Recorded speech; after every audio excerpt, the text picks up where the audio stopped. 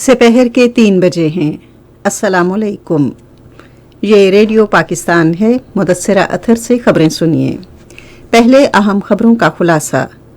وزیر اعظم نے کہا ہے کہ حکومت کم آمدنی والے افراد کو ریلیف فراہم کرنے کی ہر ممکن کوشش کر رہی ہے۔ قومی اسمبلی کو آج بتایا گیا کہ حکومت حالیہ مہنگائی کو مد نظر رکھتے ہوئے عام آدمی کی امداد کے لیے انتھک کوششیں کر رہی ہے۔ پاکستان ریلوے نے مال بردار ٹرینوں کے کرایوں میں 10 سے 15% کمی کا اعلان کیا ہے۔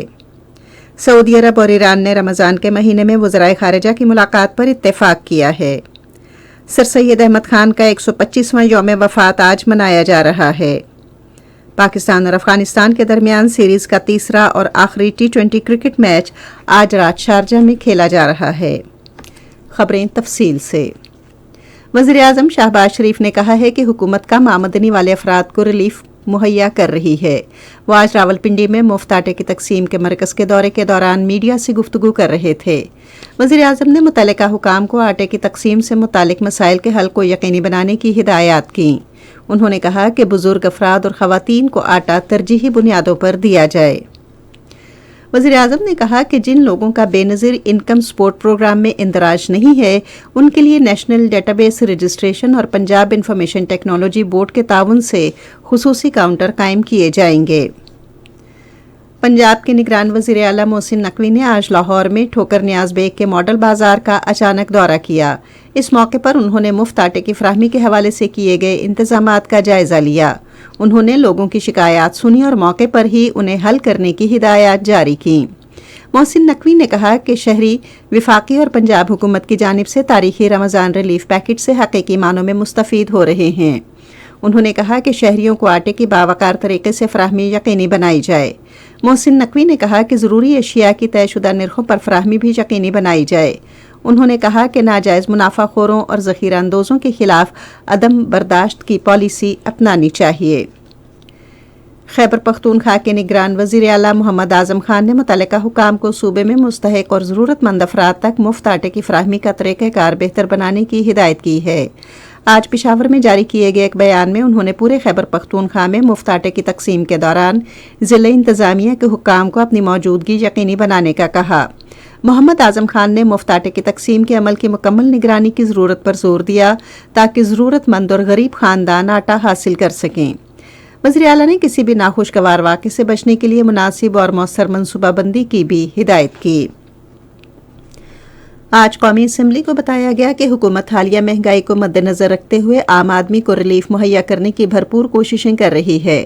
خزانے کے وزیر مملکت عائشہ غوث پاشا نے وقفہ سوالات کے دوران اراکین کے سوالوں کا جواب دیتے ہوئے کہا کہ ہم نے مستحق خاندانوں کی امداد کے لیے بے نظیر انکم سپورٹ پروگرام کے تحت ملنے والی وظیفے کی رقم میں اضافہ کر دیا ہے۔ انہوں نے کہا کہ عوام کو کم نرخوں پر اشیاء ضروریہ مہیا کرنے کے لیے رمضان پیکج بھی دیا گیا ہے۔ عائشہ غوث پاشا نے کہا کہ حکومت پیٹرولیم مصنوعات پر بھی مخصوص اعانت فراہم کرنے کی منصوبہ بندی کر رہی ہے۔ عائشہ غوث پاشا نے کہا کہ حکومت خسارے کو کم کرنے اور حالیہ مالی مشکلات کے تناظر میں ٹیکس کا دائرہ کار بڑھانے کو ترجیح دے رہی ہے۔ انہوں نے کہا کہ مختلف عدالتوں میں ٹیکس سے متعلق زیر التوا کیسوں کو نمٹانے کا کام تیز کرنے کے لیے کمیٹی بھی قائم کر دی گئی ہے۔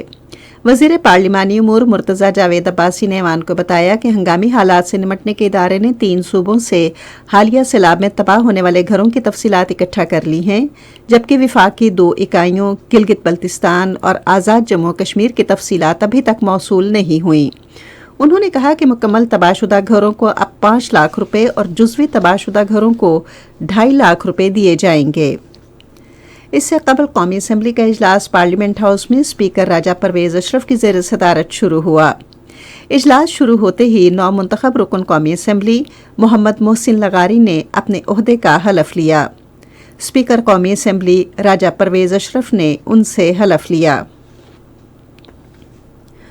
ریلوے اور ہوابازی کے وزیر خواجہ سعد رفیق نے ریل کے کرایوں میں 10 سے 15% کمی کا اعلان کیا ہے۔ آج لاہور میں ایک نیوز کانفرنس سے خطاب کرتے ہوئے انہوں نے کہا کہ پاکستان ریلوے نے 100 روزہ منصوبہ بنایا ہے جس کے مطابق نئی مال بردار ٹرینیں پشاور اور کراچی کے درمیان چلیں گی۔ وفاقی وزیر نے کہا کہ گرین لائن کی طرز پر مزید 2 ٹرینیں چلائی جائیں گی۔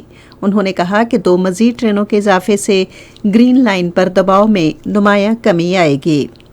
انہوں نے کہا کہ پاکستان ریلوے کی زمین تجارتی مقاصد کے لیے استعمال کی جائے گی۔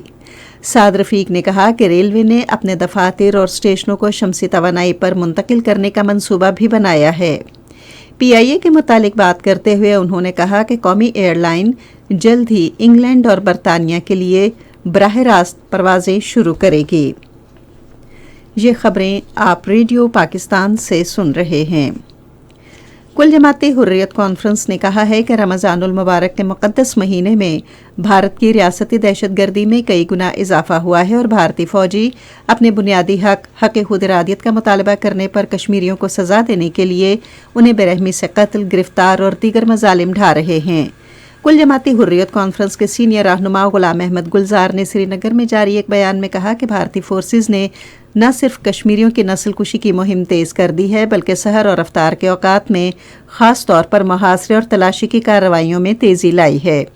انہوں نے امت مسلمہ سے بھی اپیل کی کہ وہ مظلوم کشمیریوں کے درد کو محسوس کریں اور انہیں بچانے کے لیے آگے آئیں۔ انہوں نے تحریک آزادی کی مسلسل حمایت کرنے پر پاکستان کا شکریہ ادا کیا اور ایک مستحکم، پرامن اور ترقی یافتہ پاکستان کے لیے دعا کی۔ کینیڈا کی نئی ڈیموکریٹک پارٹی نے اقلیتوں اور میڈیا پر مظالم اور بھارتی حکومتی پارٹی کے رہنماؤں کی جانب سے کینیڈا کے وکلاء کو دی جانے والی دھمکیوں کے باعث بھارت کے غیر قانونی زیر قبضہ جموں کشمیر اور چنڈی گڑھ میں ہونے والی G20 کانفرنس کے بائیکاٹ کا مطالبہ کیا ہے۔ نیو ڈیموکریٹک پارٹی کے رہنما جگمیت سنگھ نے ایک پیغام میں وزیراعظم جسٹن ٹروڈو سے بی جے پی کی دھمکیوں کے تناظر میں کینیڈین شہریوں کے تحفظ کے لیے بھارتیہ جنتا پارٹی کے رہنماؤں اور حکام کو کینیڈا سفر کرنے پر پابندی کا بھی مطالبہ کر دیا۔ کینیڈا میں سکھوں کی عالمی تنظیم نے بھی G20 کانفرنس کے بائیکاٹ کے مطالبے کی حمایت کی ہے۔ سعودی عرب اور ایران نے رمضان کے مہینے میں وزرائے خارجہ کی سطح پر ملاقات کرنے پر اتفاق کیا ہے۔ یہ اتفاق رائے سعودی وزیر خارجہ فیصل بن فرحان کے اپنے ایرانی ہم منصب حسین امیر عبدالحیان کے ساتھ ٹیلی فون پر گفتگو کے دوران ہوا۔ یہ ایک ہفتے کے دوران ٹیلی فون پر دوسری گفتگو تھی جس میں مختلف امور پر تبادلہ خیال ہوا۔ اس مہینے کی 10 تاریخ کو چین کے تعاون سے دونوں ملکوں کے درمیان سفارتی تعلقات بحال کرنے کا سمجھوتا ہوا تھا، جس کے بعد دونوں ممالک کے عہدیدار ایک دوسرے کے ساتھ مسلسل رابطے میں ہیں۔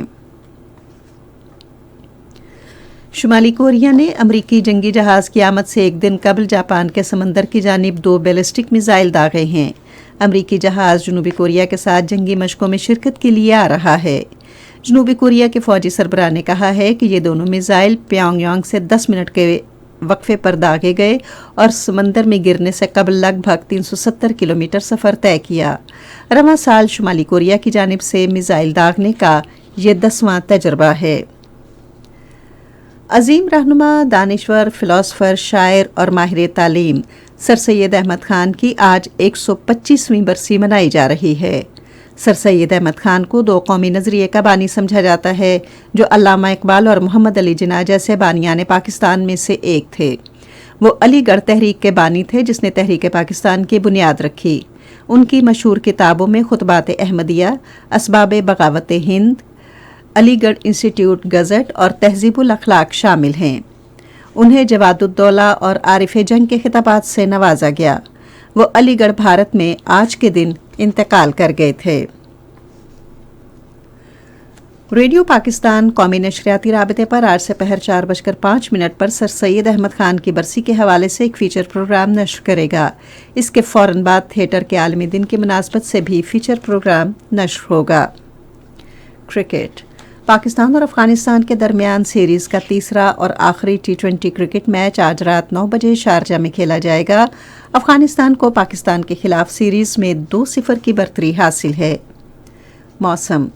محکمہ موسمیات کی پیشگوئی کے مطابق آئندہ 12 گھنٹے کے دوران ملک کے بیشتر حصوں میں موسم خشک رہے گا، تاہم بالائی خیبر پختونخوا اور گلگت بلتستان میں جزوی طور پر مطلع ابرآلود رہے گا۔ آج صبح ریکارڈ کیا گیا بعض شہروں کا درجہ حرارت یہ رہا: اسلام آباد اور Lahore 26 degree centigrade, Karachi 32، Peshawar 25، Quetta 18، Gilgit 12، Murree 16، Muzaffarabad 25، Srinagar 16، Jammu 26 اور لیہ -1 ڈگری سینٹی گریڈ۔ اس کے ساتھ ہی خبریں ختم ہوئی. مزید خبروں اور تجزیوں کے لیے ہماری ویب سائٹ ہے radio.gov.pk اور فیس بک کے link radio Pakistan news official پر براہ راست ویڈیو سٹریمنگ بھی ملاحظہ کیجیے.